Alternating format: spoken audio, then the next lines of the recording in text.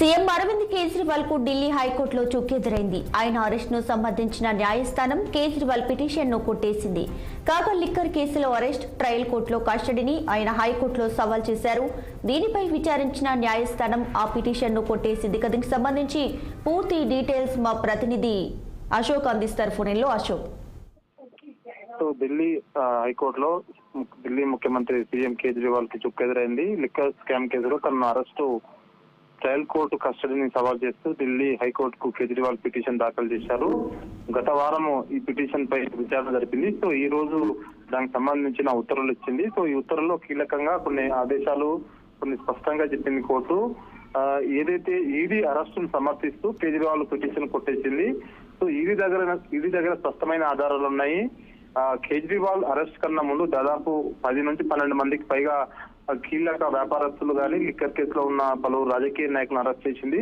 వాళ్ళ వాంగ్మూలము, వాళ్ళ charge sheet లో పేర్కొన్న అంశాలు, డాటా రికవరీ, ఇతర అంశాల ఆధారంగానే ఈడీ అధికారులు కేజ్రీవాల్ అరెస్ట్ చేశారు. ఎందుకంటే కేజ్రీవాల్ ఢిల్లీ ముఖ్యమంత్రి కాబట్టి ఆయన పాలసీ రూపకర్తనంలో ప్రధానంగా ఆయనే ఉంటారు. ఆయన అప్రూవల్ తర్వాతనే ఈ లిక్కర్ పాలసీ ఒక అమల్లోకి వచ్చింది. కాబట్టి ఈ అంతటి వ్యవహారం వెనుక కేజ్రీవాల్ ఖచ్చితంగా ఉంటుంది. క్విక్ తూక కింద 100 కోట్లు ముడుపులు ముట్టాయంటూ ఏదైతే ఈడీ ఆరోపణ ఉందో అది వాస్తవమైనట్లు కోర్టు సమర్థించి అందులో భాగంగానే హైకోర్టు ట్రయల్ కోర్టు ఇచ్చిన తీర్పును సమర్థిస్తూ ఏదైతే కేజ్రీవాల్ పిటిషన్ కొట్టేసింది. సో ఇక కేజ్రీవాల్ ప్రస్తుతం అయితే జ్యుడిషియల్ కస్టడీలో ఆయన తిహార్ జైల్లో ఉన్నారు. సో ఆయన మొదటి నుంచి ఈడీ అధికారులను అరెస్ట్ ను వ్యతిరేకిస్తూనే ఉన్నారు. ఇది రాజకీయ ప్రేరేపిత అరెస్టు.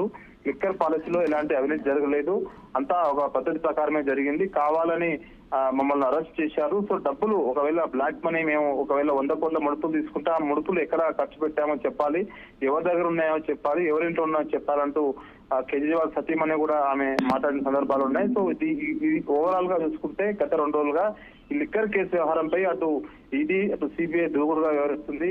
ఈ రోజు ఏదైతే పంజాబ్ కు సంబంధించిన కీలక నేత, ఏదైతే పంజాబ్ బాధ్యతలు వహించిన ఆప్ నేతకు కూడా ఈ రోజు ఉదయం నోటీస్ ఇచ్చింది. సో ఎందుకంటే ఈ పంజాబ్ తో పాటు గోవా, సో వీళ్ళు గోవాలో ఈ 100 కోట్ల ముడుపుల వ్యవహారం అంతా 100 కోట్ల డీల్ అంతా గోవా నుంచి తెలిసింది. అక్కడనే ఈ ఎలక్షన్ లో ఖర్చు పెట్టారంటూ ప్రధానంగా ఆరోపణ వచ్చాయి.